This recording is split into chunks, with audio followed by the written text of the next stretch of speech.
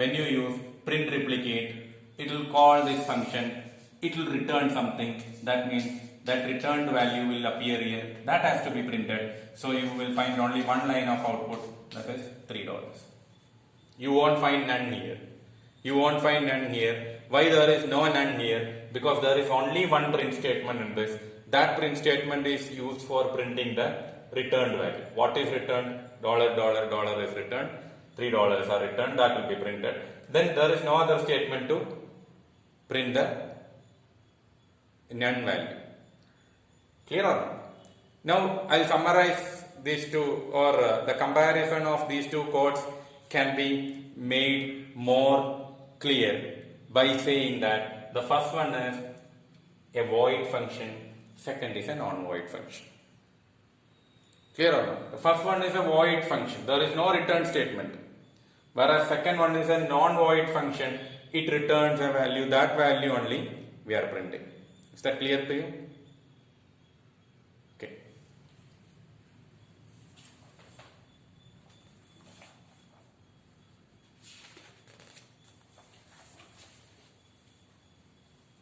Then when we categorize void and non-void function based on the arguments you know, arguments are variables that appear in the function called statement. Then what are parameters? Parameters are variables which are used to receive the data submitted through arguments. Okay. So there are four possible combinations. There are four possible combinations. There are four possible combinations. One is non-void functions without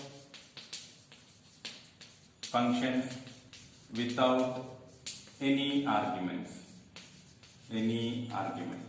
Non-void functions without any arguments. Non-void functions without any arguments.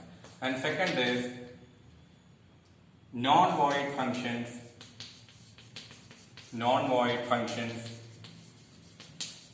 with arguments. Non-void functions with some arguments. And third one is void functions without any arguments.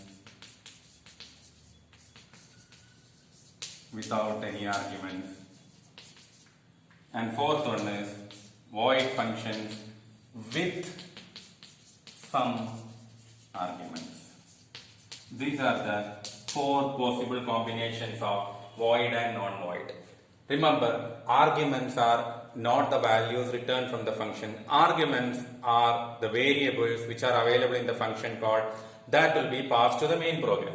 So non-void functions without any arguments means nothing is passed from the non-void function. The meaning is nothing is passed but something is returned.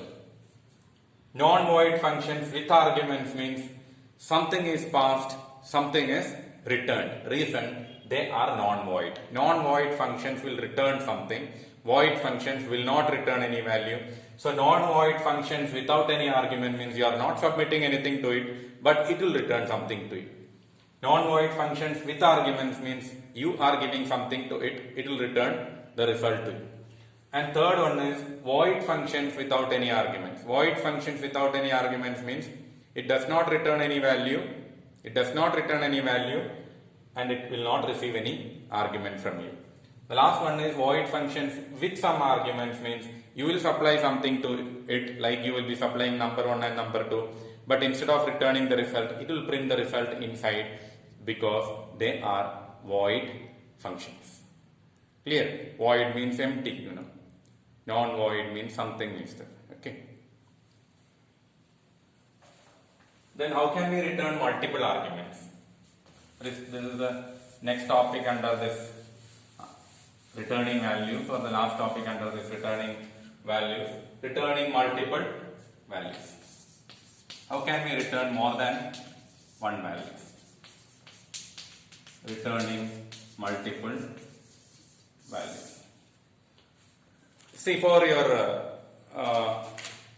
your information, in other programming languages like C++, Java and all, a function can return a single value only. It cannot return more than one value. It may be result of a very big expression, but the final result only can be returned. Whereas in Python, the returning is more flexible. It can return multiple values. From a single return, using a single return statement, it can return more than one value or multiple values.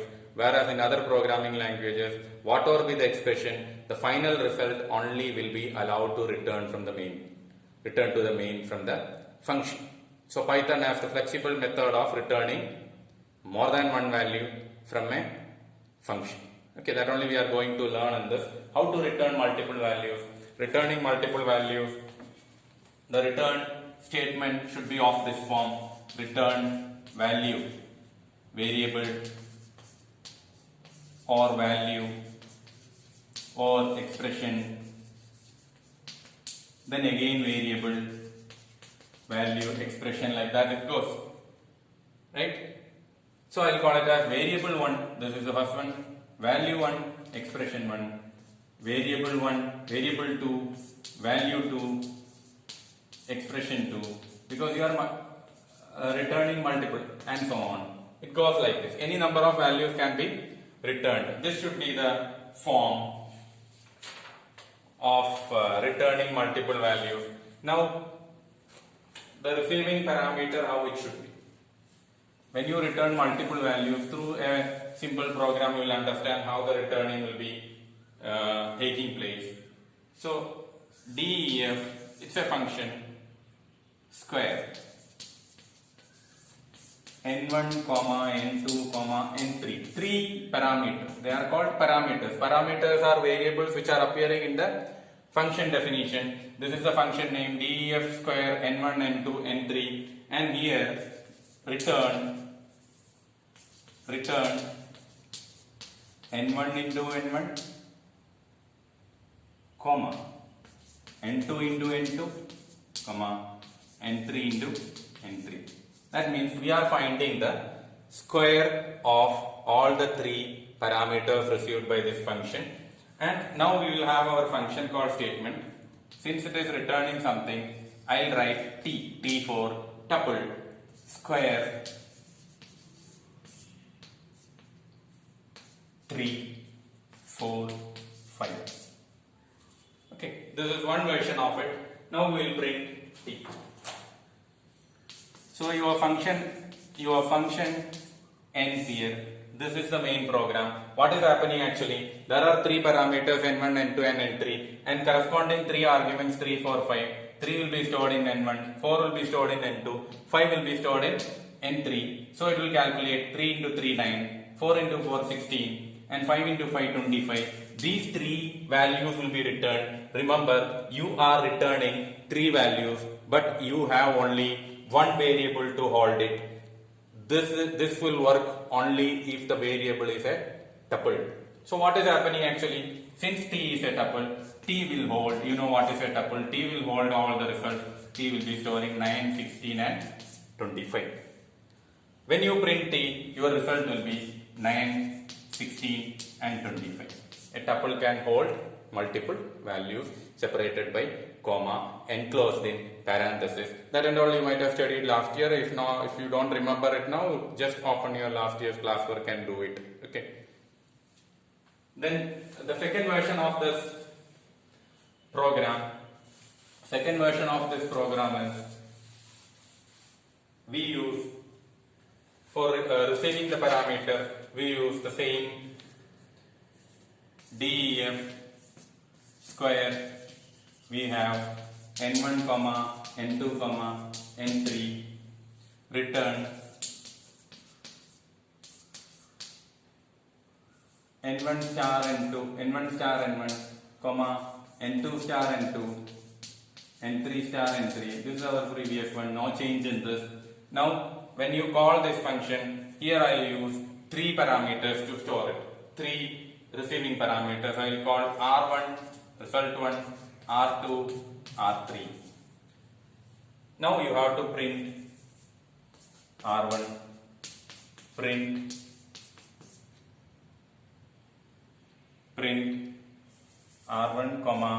R2, R3. Okay. Now what is the difference between these two? The difference is, in the previous version there was a tuple. The tuple was holding all the three results from the main program. In this version, R1 will get 3, R1 will get 3 into 3, that is 9, R2 will get 4 into 4, 16, and R3 will get 25. Okay, and we have to print all the three, R1, R2, R3. So that means there are two methods of returning multiple values. One method is returning multiple values to a tuple, and the second method is returning multiple values to corresponding variables. If there are three values returned, you need three arguments returned, three parameters returned, three values returned. You need three variables to hold it. Okay, and the last after this there is an example program also. That example program is similar to this, so I'll do that example program also. This is the final program in this.